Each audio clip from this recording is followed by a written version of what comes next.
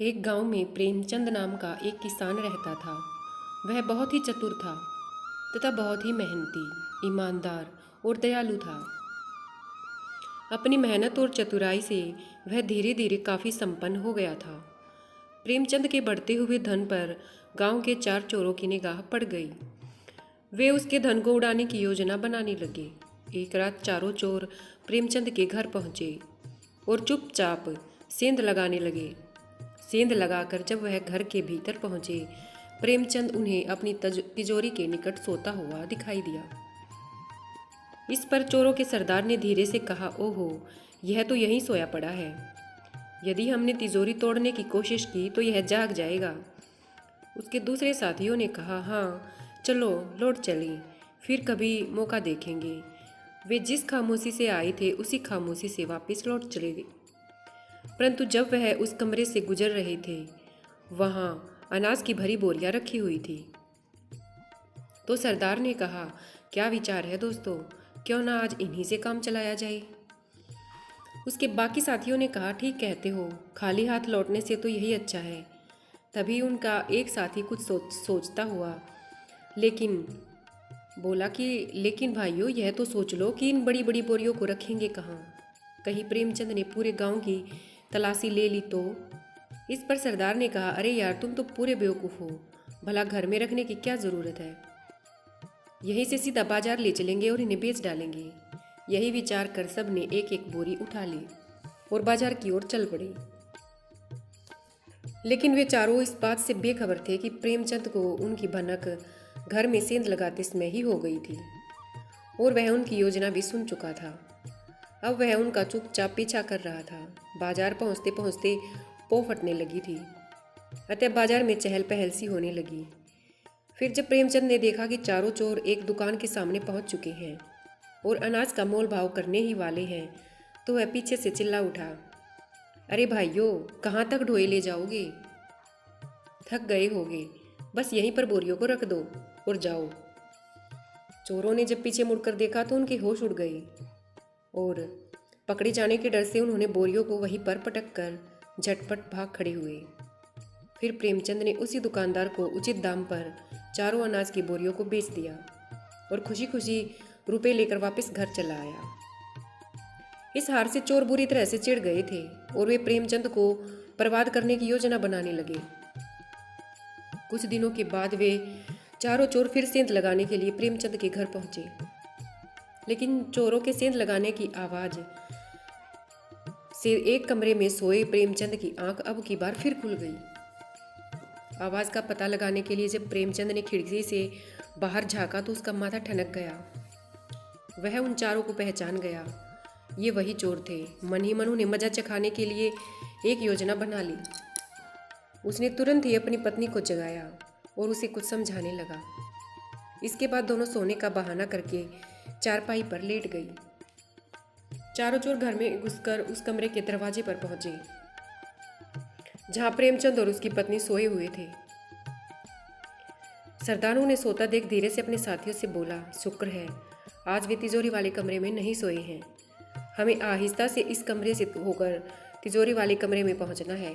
लेकिन चोरों ने जैसे ही उस कमरे से होकर दूसरे कमरे में जाने के लिए कदम रखा, प्रेमचंद की पत्नी चीखती हुई उठ बैठी और प्रेमचंद को जगाने लगी। चोर घबराकर दरवाजे की ओट में जा छिपे। प्रेमचंद भी आंखें मलता हुआ उठ बैठा, मानो वास्तव में पत्नी के जगाने पर ही वह जागा हो।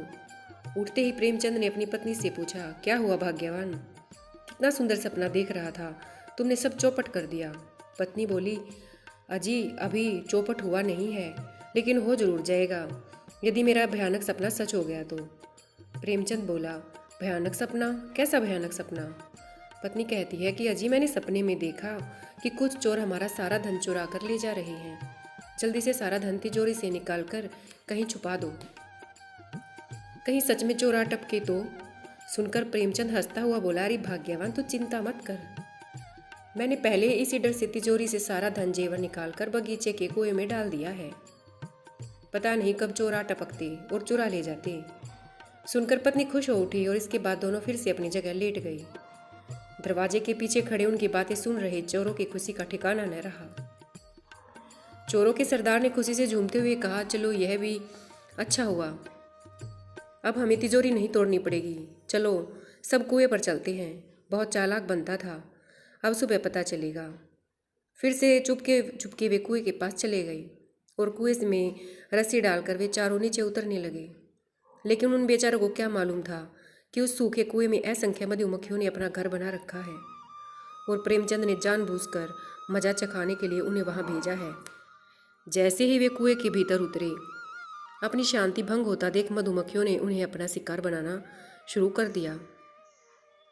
बड़ी मुश्किल से वे मधुमक्खियों के से पीछा छुड़ाने में सफल हुए। तब क्रोधित होकर सरदार ने कहा, उस सुअर प्रेमचंद ने तो हमें मरवाने में कोई कसर नहीं रख छोड़ी थी। खूब मूर्ख बनाया उसने, लेकिन जल्दी ही मैं उससे अपना बदला लेकर रहूँगा। फिर कुछ दिनों के बाद जब चोरों की हालत ठीक हुई तो एक दिन फिर से वे प्रेमचंद से अपनी पिछली दोनों असफलताओं का बदला लेने के लिए उसके घर पहुंच गई। इस बार वे अपने साथ घातक हथियार भी लाए थे, लेकिन प्रेमचंद उस समय अपनी छत पर था। उसकी दृष्टि उन चोरों पर पड़ चुकी थी। उनके हाथों में हथियार देखकर वह घबरा गया और सोचने लगा, इस बार इनके इरादे खतरनाक लग रहे हैं। जल्दी से नीचे पहुंचकर प्रेमचंद ने अपनी पत्नी को जगाया। पत्नी झल्लाकर बोली, क्या बात है, नींद खराब कर दी मेरी। प्रेमचंद एक चिंता के मारे, मुझे नींद नहीं आ रही थी। एक बात बताओ, अगर तुम्हें लड़का हुआ तो क्या नाम रखोगे उसका? उधर चोर तिजोरी वाले कमरे की ओर बढ़ रहे थे। उनके कमरे से आती बातें सुनकर वे ठिठक गए और उनकी बातें सुनने लगे। इधर प्रेमचंद के बेतुके प्रश्न को सुनकर नींद की मारी पत्नी झल्लाकर बोली, उसका नाम मैं तुम्हारा सिर रखूंगी। प्रेमचंद ने कहा, लेकिन मैंने तो उसका नाम मानसिंह रखना सोचा है। बेचारी पत्नी कुछ ना समझी।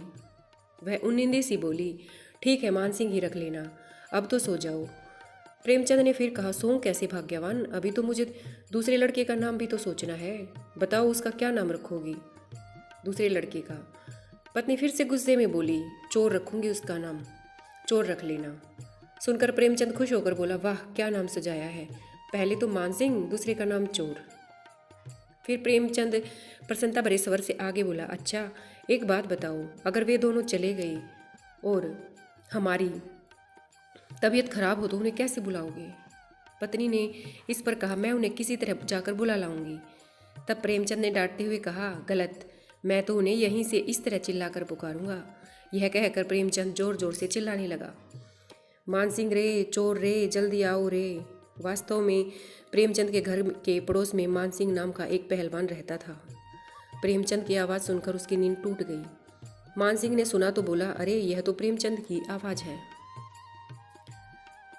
शायद उसके घर में चोर घुसे हैं, जल्दी से पड़ोसी को इकट्ठा करूं। आनन फानन में मानसिंह ने पड़ोसियों को इकट्ठा किया और सभी लाठियां आदि लेकर प्रेमचंद के घर की ओर तोड़ पड़े। पहले तो चोरों को समझ में कुछ नहीं आया, लेकिन जब वह कुछ समझ पाते तब तक तो मानसिंह के साथ बहुत से लोगों ने वहाँ पर पहुँच चुके थे और बहुत सी भीड़ इकट्ठा हो गई थी और उन पर टूट पड़ी। और इस तरह प्रेमचंद की चालाकी से न केवल चारों चोर पकड़े गए, बल्कि उन्हें जेल की हवा भी खानी पड़ी। जब प्रेमचंद ने गांव वालों को उन चोरों की पूरी कहानी सुनाई तो सब हंसते हंसते लोटपोट हो गए और उसकी बुद्धिमानी और चालाकी की प्रशंसा करने लगे। धन्यवाद।